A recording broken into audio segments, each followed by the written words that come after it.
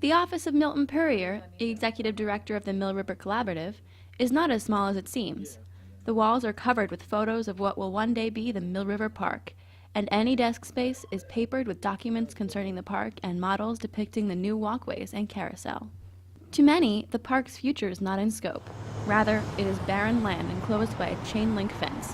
But Puryear explains that soon, the city will complete the first phase of the Mill River Park. We'll break ground in the spring with a goal of opening the park in the fall of 2012.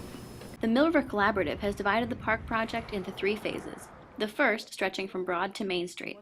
This segment will include an ice rink, fountain, and an award-winning porch, among other things.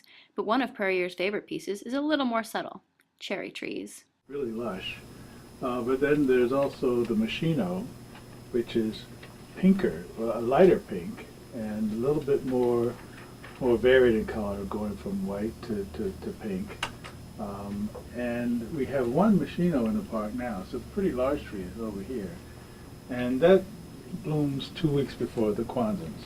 So by mixing the Kwanzans and the Machinos, we'll extend the bloom time by 2 weeks right there. And then the third one, which is pretty exciting to me, is the Autumnalis, which blooms in the spring as well as in the fall. Puryear is passionate about the floral palette of the park.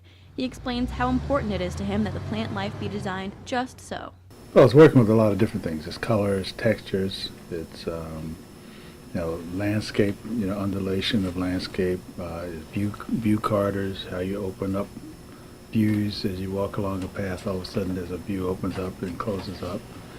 Also things like as you go along a path, how your experience changes. At one point the vegetation is close, then it can open up, so you have different kinds of experiences. In the first section, the plant life will have a woodland feel. In the second, meadow. And the third, coastal. The plantings and the specially designed lighting is meant to keep pedestrians happy and the wildlife diverse. Funding for the park comes from both private donations and tax dollars for a total of around $12.2 million so far.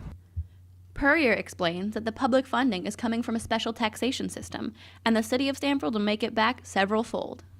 For most people would prefer to live facing a park where they can look out their window, or a river, or an ocean, or a lake. People pay 20 to 200% more for land that has that kind of amenity. People will pay similar premiums for apartments that are adjacent to the park. And developers recognize that, so getting the park built will lead to greater interest in developing the properties around the edges. Now, when you go from a 2-story detached house to a 10 or 13-story condominium, you've got a lot more value and a lot more real estate tax revenue. And you're bringing in a lot more income, residential income to the area, and that means a lot more retail expenditure. And that's also tax revenue. So basically, it's an economic engine, it's an economic development vehicle. But there have been concerns from Stamford residents about property costs going up with all the new development. David Corris, Vice President for Regional Plan Associations in Connecticut, explains that the city is working towards allocating zoning for affordable housing. Now, the challenge is making sure that as you're making these public sector investments that kind of raise all boats in the community, that you're providing the mechanism to ensure that some affordability is maintained. So for example, with Mill River, as affordable units are lost through the redevelopment, there's the requirement that they be replaced, and not just replaced in the city, but replaced within that same corridor.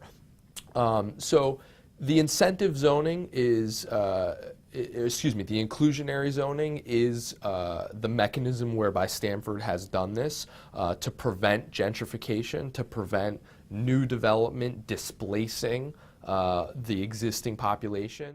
When finished, the park will span from Broad Street all the way down to Pulaski Street and include a variety of different public spaces.